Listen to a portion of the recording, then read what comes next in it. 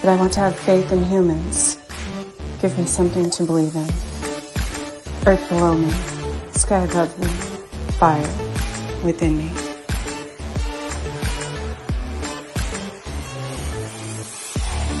Brought to you by UPRN Network. I'm Trish Mo, and this is The Missing Piece.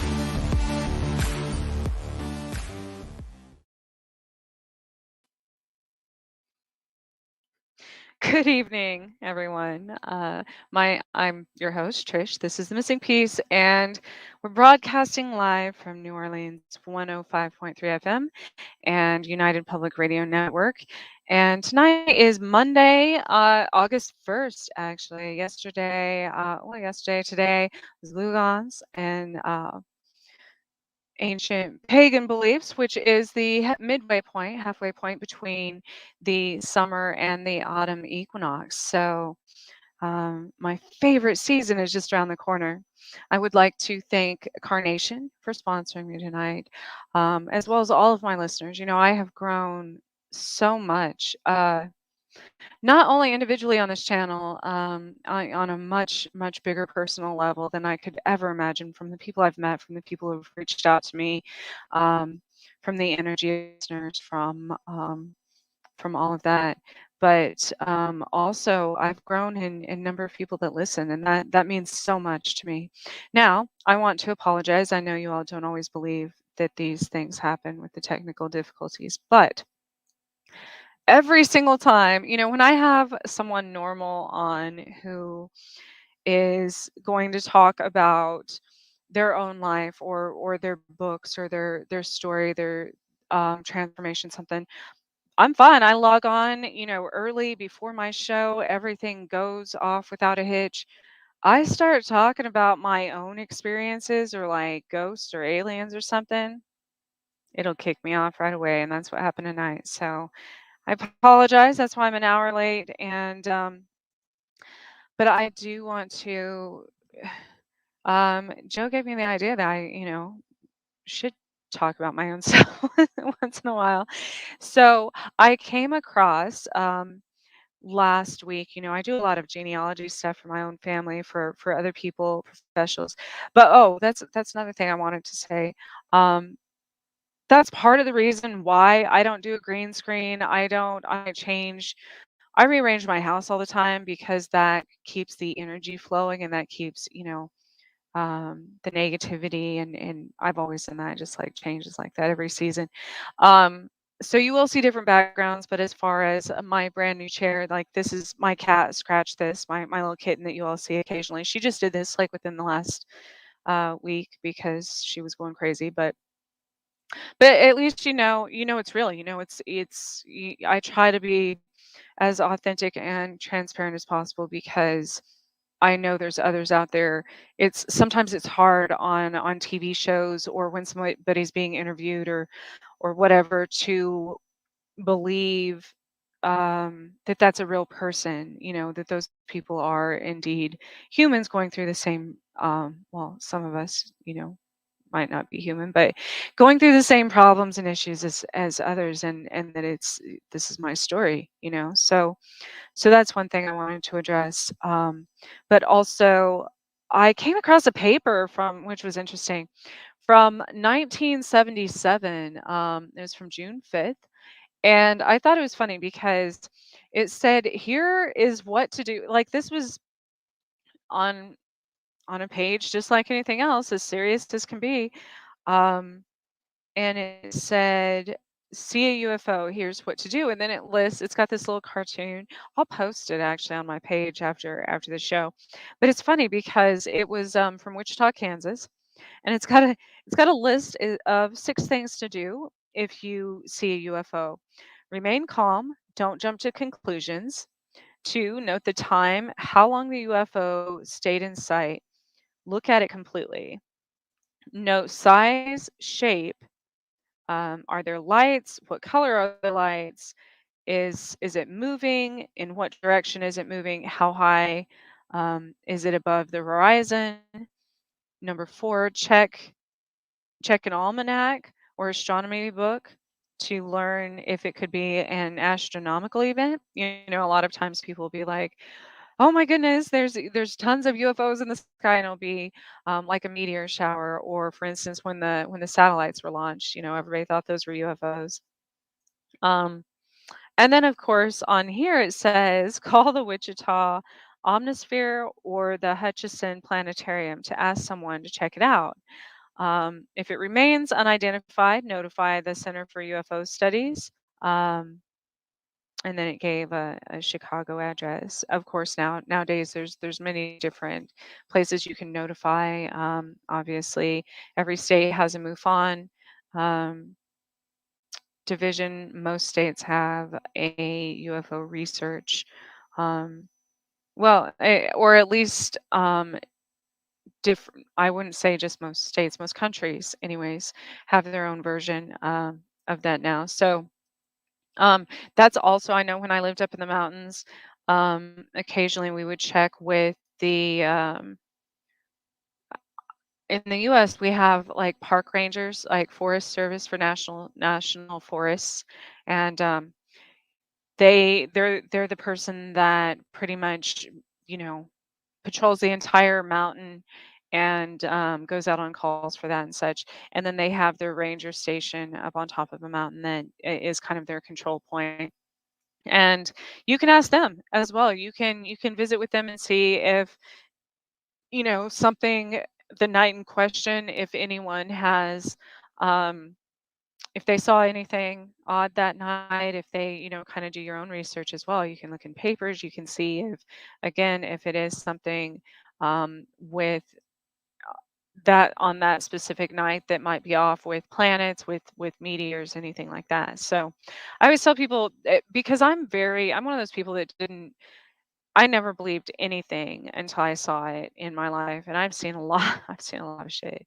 Um, but that's why I like to try to disprove, debunk things with science or nature or whatever first, and then obviously if all of those, and sometimes you can do both. Sometimes there's a scientific reason for you seeing that, or there's a whatever, depending on the time of year. So that's I wanted to tell about, everybody always asks how my story is, how a lot of people know how my life has gone with spirits and ghosts and entities and such. And I could probably tell you, tonight I wanted to answer a lot of questions. Of course, I had a huge delay because every time I do that, that happens. But um, so if you have questions, by all means, feel free to put it in the chat. I am It's easier for me with my ADHD to focus on the chat room and be able to engage now that I know a little bit more about StreamYard, but also when I don't have a guest to try to focus on as well. So if you have a question for me about anything in my life, anything in um, my experience, or things that I've talked about before that you would like to know, feel free to ask me.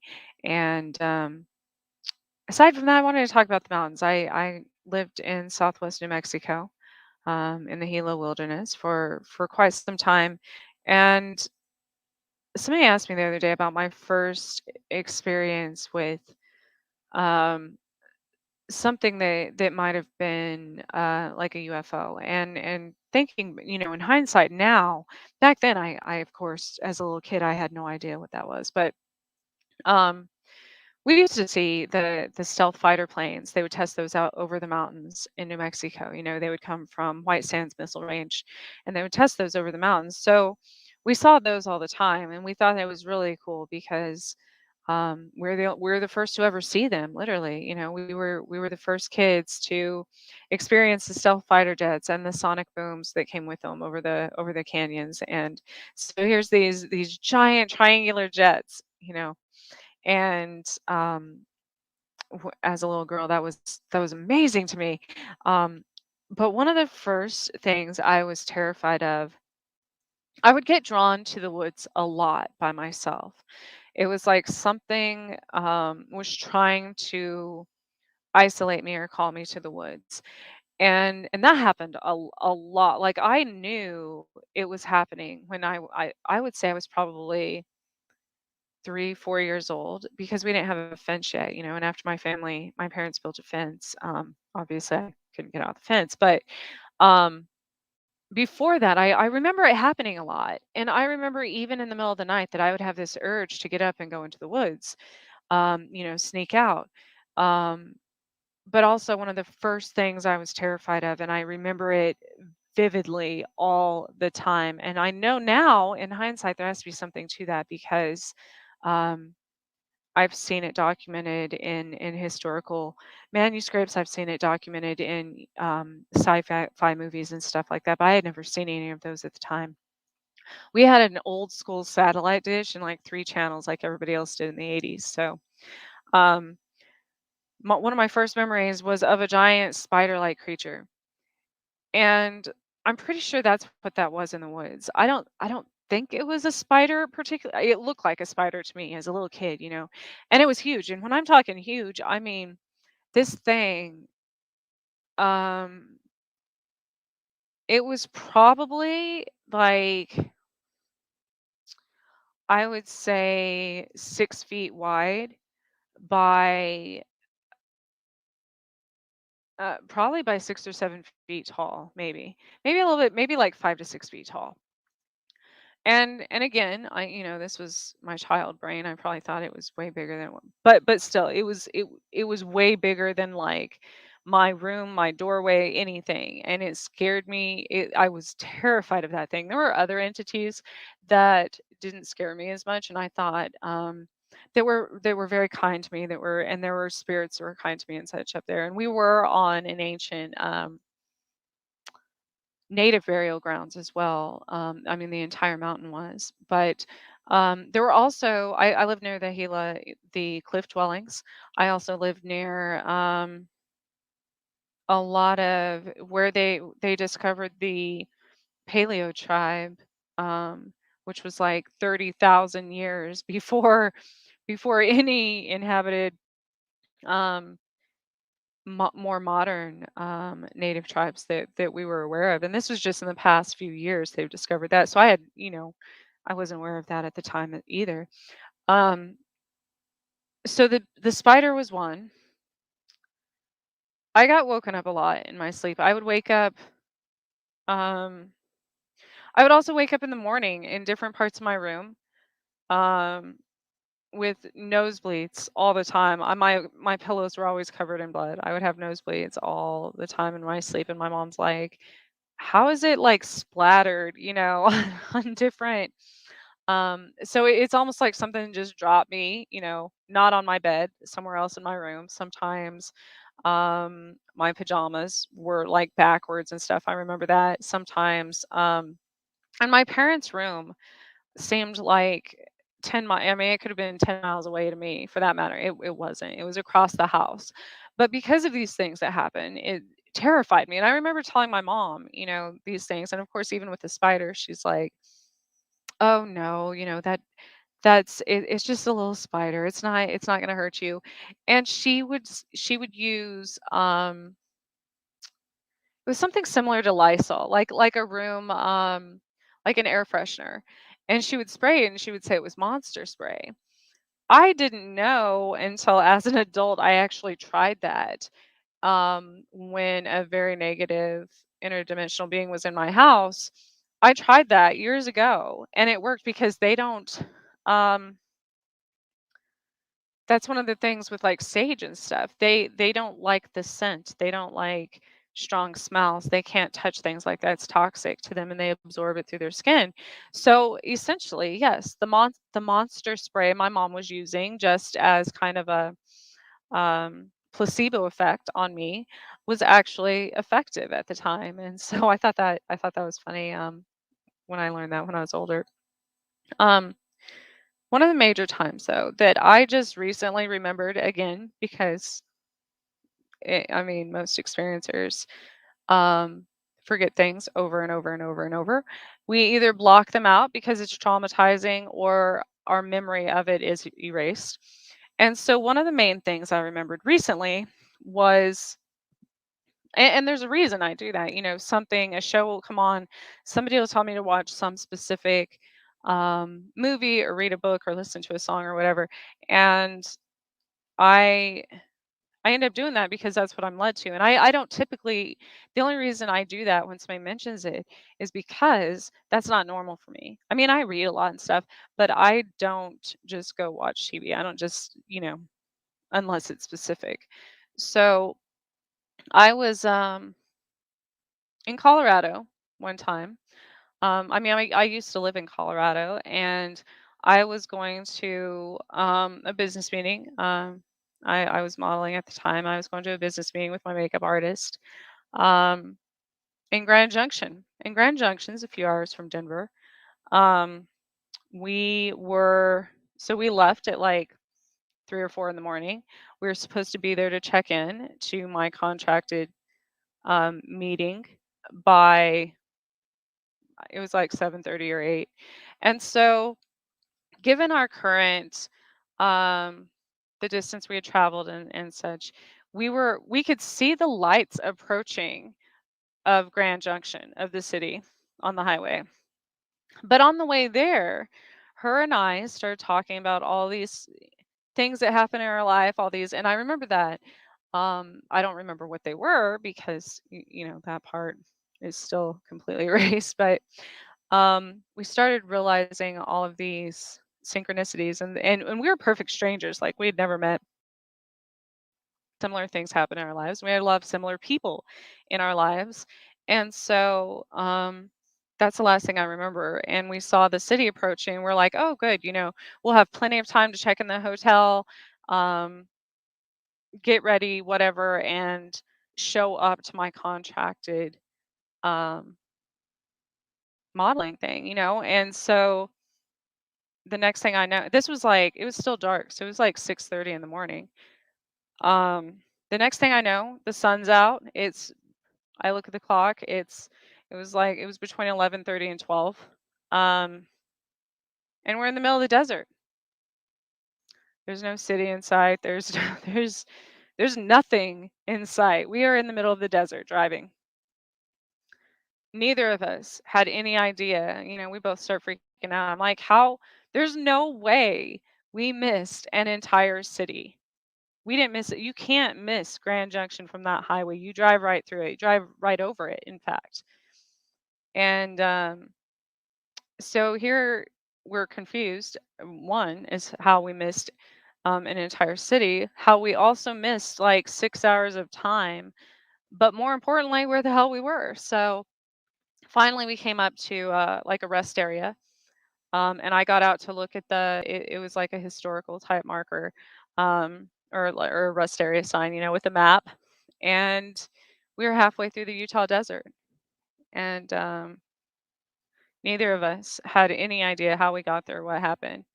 Um, in fact, I had a flight to catch the next day, or well, yeah, that day I was flying home for Thanksgiving, and I almost missed that because it took us so long to drive back.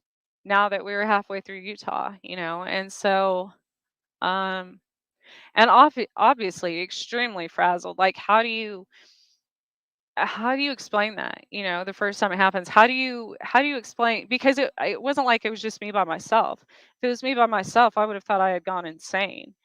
And so um here we were, halfway through Utah, missed my contract. I got fined for that. um got back to Denver and everything, and I never spoke to this woman again. I don't even remember the name of the modeling agency. I don't know anything about that part is gone. I can't find the pictures from it. I don't have any of that. And I'm sure there's a reason for that. And so um that was one of the first times. But just recently, what triggered this memory, which happens a lot with experiencers, a lot of times I'll have dreams about some of my experiences, and then I can go back and kind of verify them through. A lot of times I take pictures a lot of, apparently intuitively, before I'm abducted and such, because I'll take a picture of the time. If I'm in my car, I'll take a picture for whatever reason. I just automatically, intuitively do this. I'll take a picture of the time on the dash or what song is playing. So I know, because it got to where every time I'd come to and come out of this, I was like, I know I'm not going crazy. I know 100% that that happened. It's not something, it's not an illusion.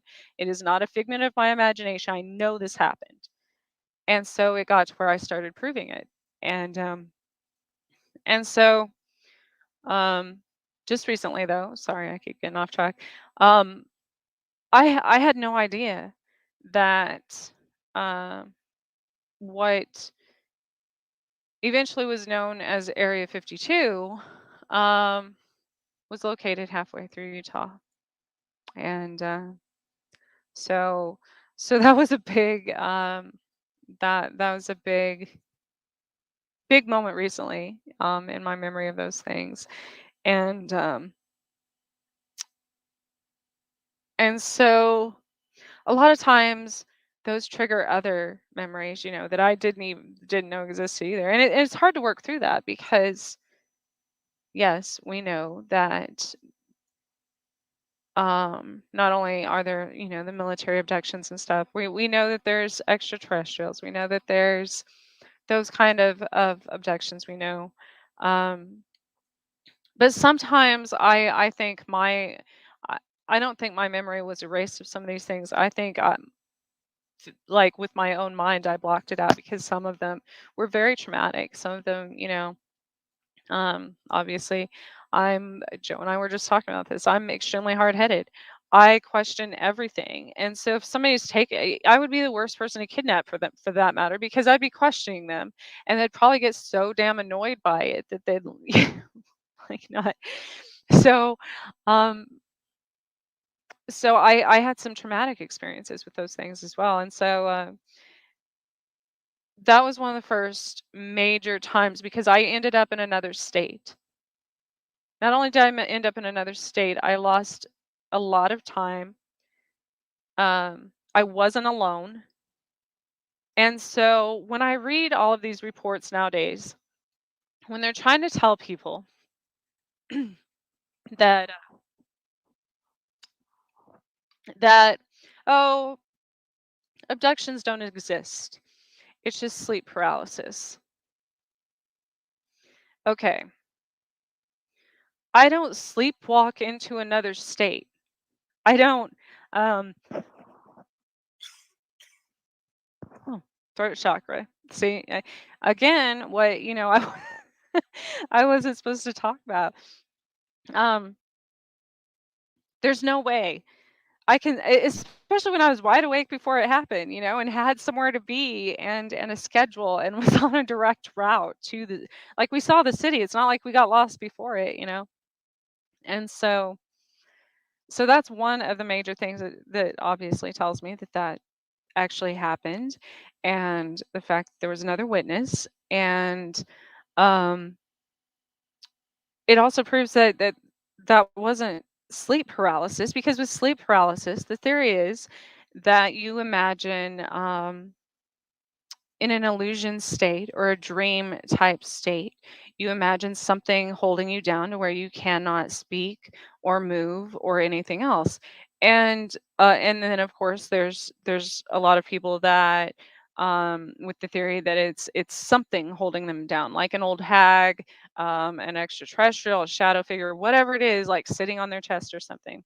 I can tell you, in my entire 41 years of life, that has only happened to me maybe twice.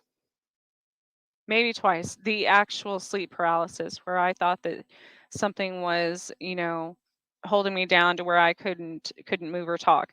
And then, even then, my roommate at the time, right after that was happening, when I was trying to scream for someone to help me or something, um, she actually physically saw this being running from my room and to another, like at the same time. Had no idea what was happening to me. She was in her own room. But so again, that cannot be classified when so many people are coming forward with these stories. That can't be classified as something that just by, it's a physiological response, because that wasn't a physiological response. We were both 100% awake. Um, and so that's another theory. But obviously there's always going to be people who, for multiple agendas, try to disprove and discount these things and make people seem like they're crazy. And I get it. I get it. Um, that was one of the major times, though. Another time, there's there's been so many. It got to where I did do things and I can post an entire archive of the pictures, the videos I have, all of it, all of it. This is the screenshots of the time, the days, because I didn't realize that these pictures were and videos and stuff were different. I always thought that this happened to everyone. Remember, I thought that I was under the impression that it was normal. And so the only time I ever see these shows and stuff is when I'm usually at work, for a little bit once in a while. And just the other day, they were talking about these giant winged looking creatures that people are catching on camera, and how they had a tiny one that flew in front of a um some sort of security camera or whatever. And it was very blurry, not, obviously things like that. It wasn't very good quality. And this man that was being interviewed or whatever, and this was just from, I don't remember the name of his show, but it was just recently, like it was from the last few years. He said this is the best um proof that these things exist that has ever been captured on film. And I'm like, well, no, that's not true. I have tons of those. Like, I wonder if people want to see that. Um, because I do. I absolutely do. I just didn't think it was something I had gotten those. Um, I took those for myself to prove that I wasn't crazy and I wasn't losing my mind. And a lot of times I took them by accident. Like I'll attract spirits and stuff and catch them on camera or whatever all the time by accident just because they're always there. Um, but that was a major thing as well, is finding all of this evidence on. And not only, like, obviously I've learned that I can't keep it all in one place. If it's on a computer, it gets erased. If it's on a phone, it gets erased. If it's on whatever, it's very hard to. If I write it down, it'll disappear. So I have to, I guess it's something to think about for other people. You kind of have to be creative in in storing things in multiple places as far as um, all of your information, because for one reason, to remind yourself of the next time your mind's completely erased or you forget everything. um, but also,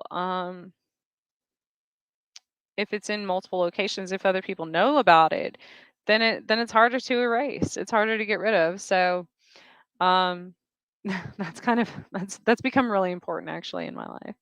And I also started doing things, after I learned, after I became a certified clinical hypnotherapist. That experience itself was another time where I had a premonition. I had a dream beforehand. I had a dream about a month beforehand that that was going to happen. And I didn't know exactly when it was gonna be. Actually, I didn't even know it was. I guess I wouldn't say I didn't. I knew that it was gonna happen. I knew that those trainings always come true at some point. I didn't know where it was going to happen, because in the dream it was a location that I wasn't familiar with.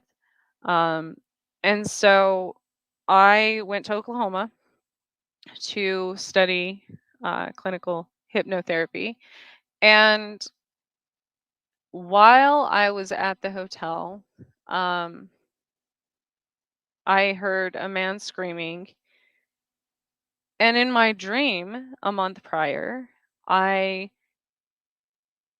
I was on like a pretty high floor of some building, and I could look out the window, and I heard a man screaming, and I saw this like yeah, very, very tall extraterrestrial looking being, no clothes on,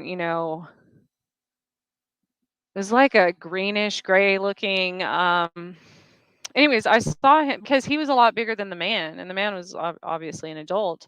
Um he was dragging this man out the rooftop door of this it was like on top of a parking garage or something. And I remember him dragging him out one of those, the exit door on the top. And to something, it was like something was over by they had like a helicopter, a helo pad, on the top of the parking garage. Um and so they drug him over somewhere like that, and I don't remember what happened next in the dream, but the rest of the surroundings on the way there was like a forest I wasn't familiar with. And so it didn't occur to me until I went to the Skirvin Hotel in Oklahoma City, which is actually notoriously one of the most haunted hotels in the Midwest because it is very old. There's been a lot of things happen there. And back in the day, there it was one of the most expensive hotels of its kind in this part of the country. It took a lot of money and a lot of time to build. And aside from that, Oklahoma has tons reports. I didn't know that until I was there either, and I looked it up. That I'm like, "Oh, shit." I started looking up, back then, the only thing I was familiar with was MUFON's website of the live. They have a live, um, like a real-time UFO tracker, that people have reported all over. And so I went to that, and there were so many that popped up instantly on that day, like, that's never good, because I knew what was gonna happen. I knew that what happened in my dream was going to happen in reality, and then, sure enough, a few minutes later, I could feel them coming for that matter. There's a change in energy. There's a literal change in energy in the air, and a lot of times they'll create storms and do all these things. Well, I could feel them coming, and, I heard a man scream. And I didn't even look out the window because I already knew there was a parking garage out my window, that I could look over. I already knew what was gonna happen. I had already seen it. Um, and at that time, I go through these phases where I feel um sometimes I'm really hard on myself in those instances because I'm like, I had a warning and it's like I fell into the trap, you know? Now there I don't know if you can hear all the sirens. That's again another um so um that was another time more recent, that was last year. Um, there's been recently, so there's been a shift in the world series on why and what's happened that's changed everything's ability to travel through this three-dimensional world, as whether you're talking about ghosts or spirits or whatever. Um, I have my theories on that, but it's happening a lot more. It's happening to a lot of people, and I think um I think that's what was scary to me at the time because I struggled for a long time not after something very, very major happened to me which I'll talk about one of these days, but something really, really big happened to me, and it got to where I was afraid of the world. I didn't want to own a cell phone. I knew that everything can track you that way. I didn't want to turn my TV on ever. I don't even think I had a smart TV at the time. I didn't want to, I didn't want to talk to people. I didn't know who I could trust because I knew that certain people there's see when we think of entities in the universe, they don't all necessarily have bodies. Um, many are just spirits, but they're still an intelligent being. Um, and so I got paranoid there for a while of one of these things impersonating one of my friends or family members or someone that I trusted because I had seen it happen before. Um, and so it was a rough transition. I wouldn't go anywhere near mirrors because I knew that that was one of the ways they used to um, track people and stuff. And I assume it's because you look into your own eyes, you know. Um, and so a lot of those things held me back for quite a long time, probably 6 months to a year. Um, and after that, people around me knew. Um, people close to me knew. Sometimes I knew that they were getting taken with me, but I didn't want to. I didn't want to alarm people, especially when I knew that it was like a bad experience. I didn't want to alarm people close to me that it was all happening to them. Plus, I didn't want them to think that it only happened when I was around, that it was happening to them because of me, like a guilty by association type thing. So I became really isolated in that. And last year, of course, on Chasing Prophecy, when Jenny Nicasio brought me on the show, I will forever be grateful to her because that was one of, even though it's taken me a while to come out of my and actually open up and I've always been myself on the show, but I've been selective in the stories I've told about my own life because I had so many blockages with it. But getting that out, getting that, telling somebody, telling that was another fear of mine. I was afraid to tell the wrong person. I was afraid to.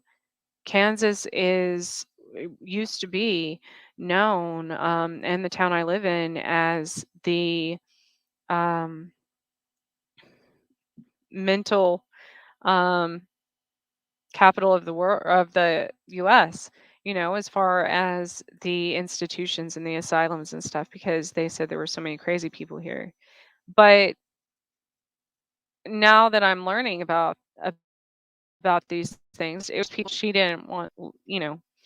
It, back then it was.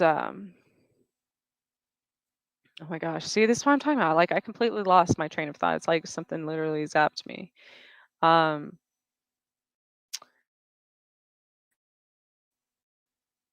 yes, mental illness.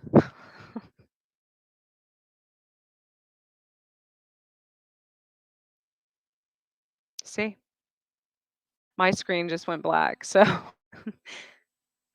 mental illness, capital of the US. And we had all these institutions and underground tunnels and all that.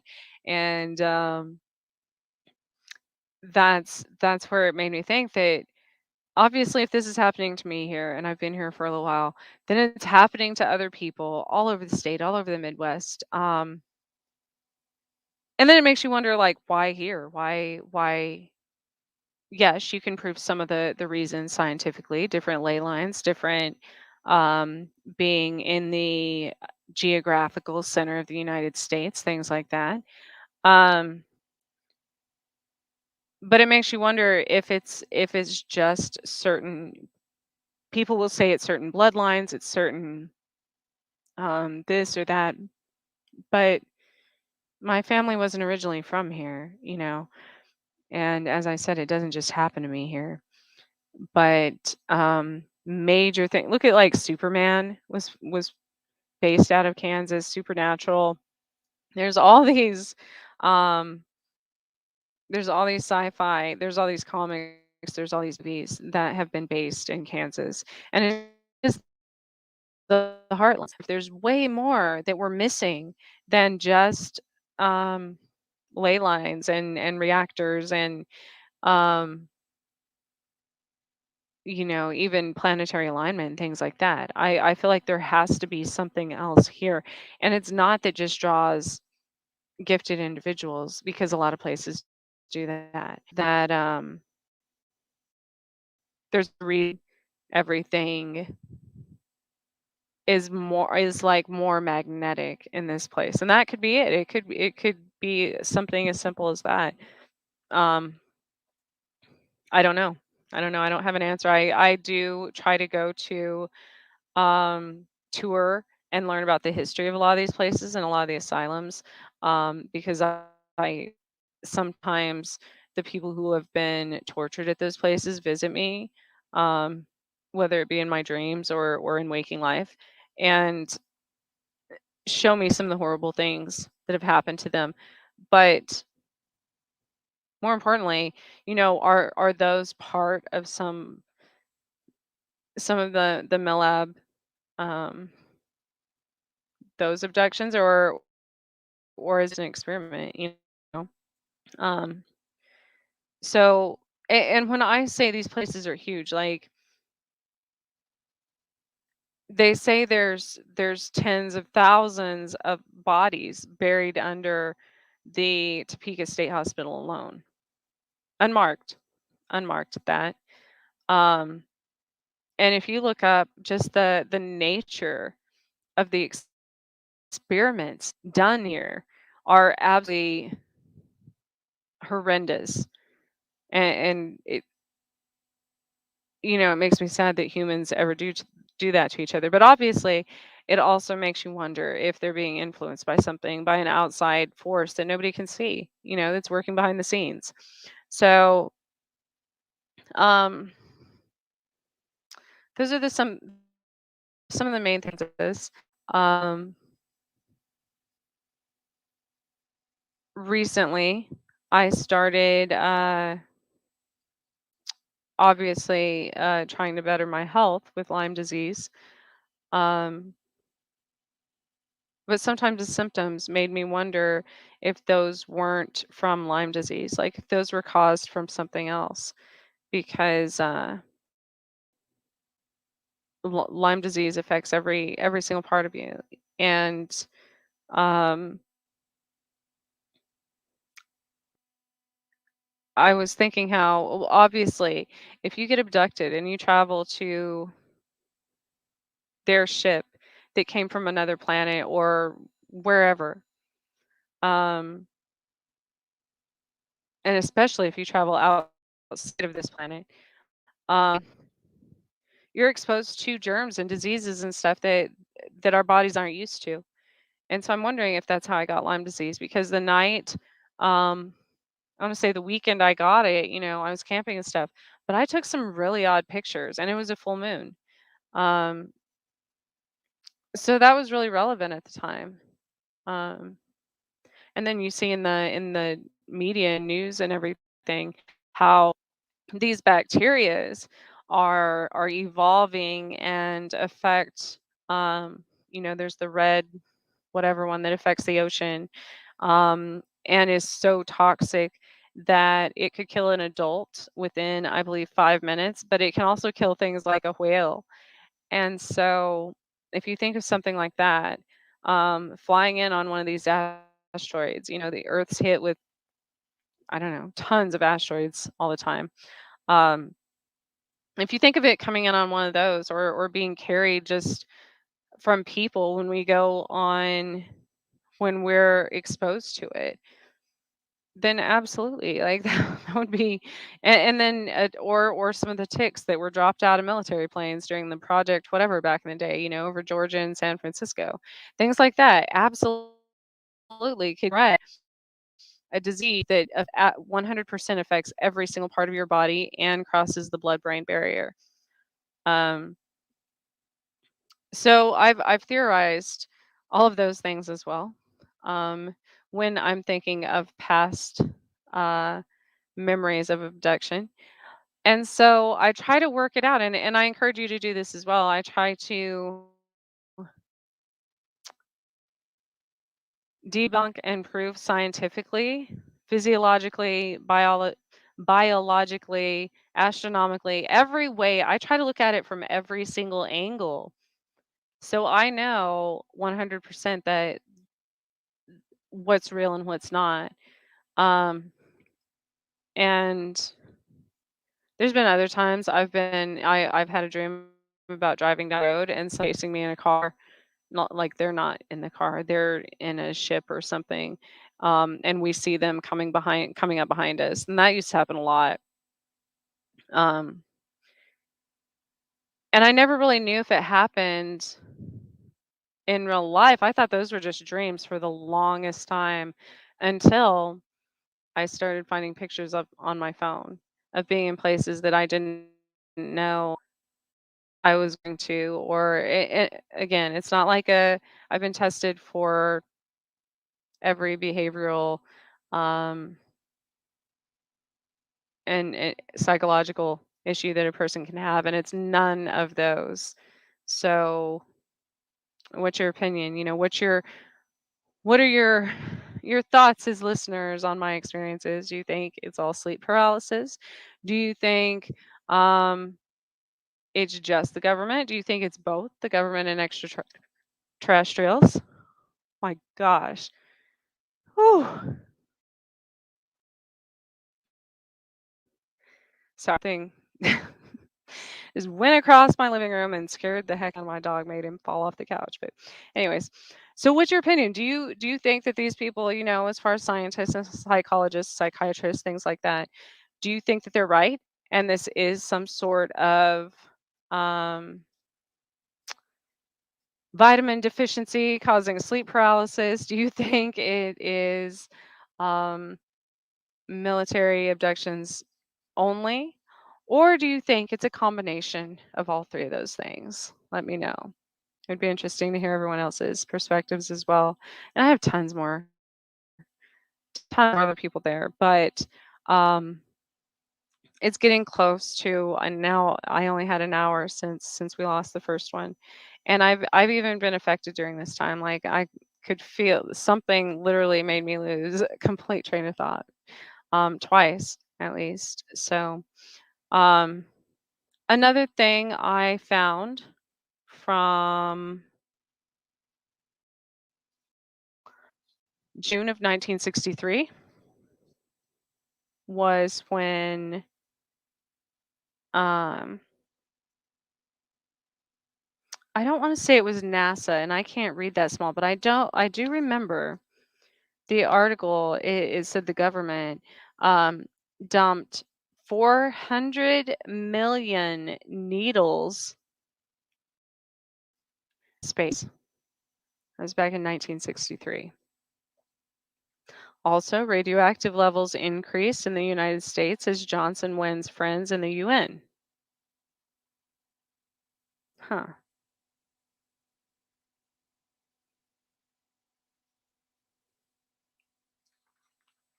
Yeah, that's interesting.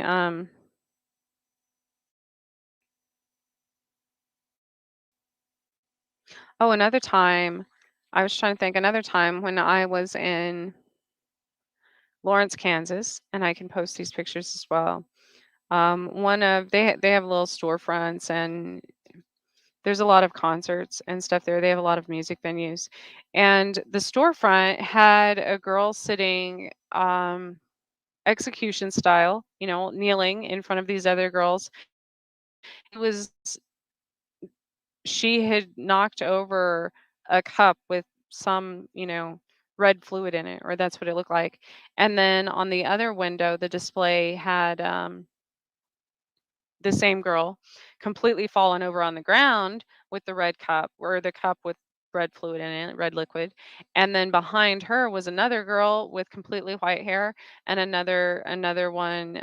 There was an alien, like completely silver, and those were mannequins, of course.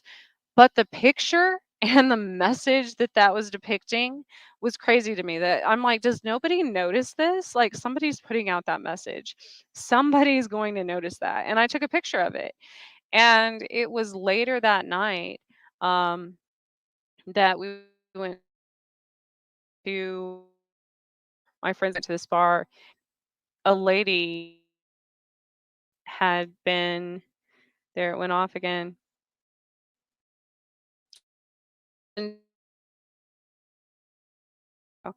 and she said they'll slip something in your drink, and I was like, I mean, that's pretty common in a lot of college towns. So I always watch my drink. And it was just a weird place.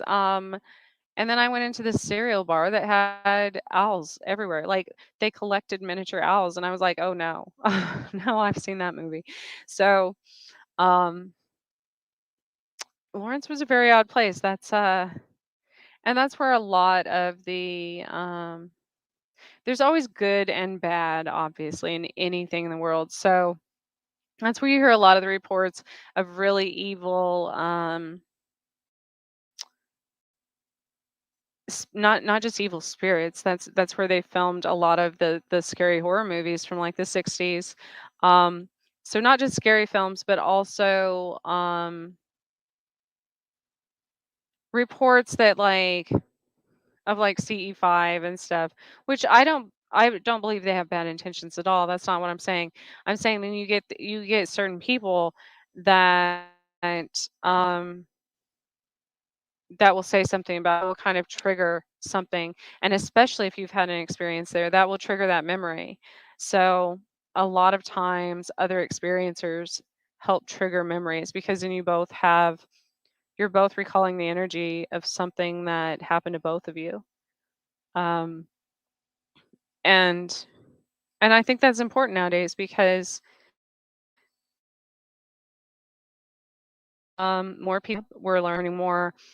Um, I it went black again. Even from talking to people, I used to tell people, especially after learning hypnotherapy, I used to wear sunglasses. I got nighttime sunglasses for driving, not only because I have astigmatism, but also because lights can be used to hypnotize you. So, how do you think a lot of these things hypnotize people? It's because of the lights. And so, you always hear of the lights on UFOs. And I would wear sunglasses everywhere at night because I didn't trust. Um, I didn't know what would happen, or I was terrified of what would happen if I was hypnotized again by something else. So I did that. I got the what are they called? They're like the kind of headphones, the earphones, the noise reducers, noise protection for uh for like race cars and shooting ranges and things like that. A lot of people use them for the at the gun range, things like that, um, to block out because I knew they were putting in the atmosphere like a very high pitched, a certain frequency that only certain people could hear that it would affect us. Um, So I'd wear these headphones. I know, but I would know when it was coming though. So it was like I was trying to protect myself from that. I would wear the headphones. I would wear the sunglasses so they couldn't affect my eyes. Um, and then back then I would put on if I can be threatened by an extraterrestrial, I'd put on either a lot of essential oil, perfume, something because they don't like strong scents. So and now, ironically or not, I see all of those things popping up in movies. Um, so it must have happened to somebody else, and somebody else must have figured out that that's that's a few of the things that you can protect yourself against other things, whether it be ETs or spirits or whatever. One of the main things, though, is the clarity of your mind. If you drink or do drugs or eat unhealthy all the time, then manipulate you. So when people come and they're like,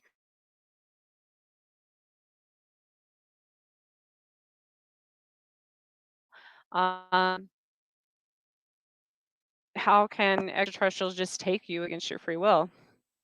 Well, that's one of them because if your mind isn't clear, then obviously you can't control your body. Um, but the second factor, which I've had this theory for a very, very, very long time, and watch now, after I say this, it'll be out there and somebody will go write a book about it. But I 100% higher being. People ask me that all the time. That's not the point of this. Um, I believe that certain religions over the years, um, and I'm not talking recent years necessarily, over the last few centuries, um, if they changed certain, if their form of the Bible said, "Give your life to me," which a lot of them do, and when you're talking referencing God, um, if extraterrestrials in fact cannot impinge on our free will, then that would be without our permission. Then that would be giving them direct permission, right? So that's something to think about as well. Um, about that after I was baptized, which I don't regret at all. And as I said, I still believe in a higher power and everything. But when people come to me and they say, "Well, Trish, this couldn't have happened because maybe casting spells, maybe you're creating magic, doing this, maybe no, back then I wasn't doing any of that. I knew nothing about it. I knew nothing about paganism. I knew nothing about witch. Well, I mean, I did know about it intuitively, but not. I was Christian. I was extremely religious. I thought it was all religion based, what the things that were happening to me. And but right around that time, religious or not, really bad things like that and abductions and everything else were happening to me. Babies being taken and blood and everything else. And so that could not possibly come from, I guess, a different trigger source. It couldn't have come from because I was into the occult or witchcraft or whatever people are going to say. It could not have come from any of those things because I didn't do any of those things at that time. It wasn't even on my realm of knowledge to do sense. And so um that's something that was interesting to me. I'm like, are we inadvertently giving permission because of things like religion or authority or whatever it may be? Are we giving away our free will? I don't know. That's another question. Um, so something to think about. I will let me know what you all want to listen to. Let me know what you would like to talk about, what kind of guests, what kind of content you would like. Um, I tend to do what I'm intuitively drawn to. So, and there's no rhyme or reason or algorithm or whatever. Well, there is. There's the universe's algorithm, but there's no particular reason I contact specific people for an interview. It's people that I personally um, am inspired by or want to hear their story. So if you have a story, I would love to hear it as well. You could be on my show. You can email it to me anonymously for that matter. You can even come on without your picture if you wanted that, just your voice, or vice versa. I could pre-record, a little clip of one of your experiences as well. So let me know. My email address is the missing piece with Trish. No, no Mo, just with Trish at gmail.com. And so I'm going to look into doing that. So have a good week. Be safe, everybody. And we will see you next time. Thank you.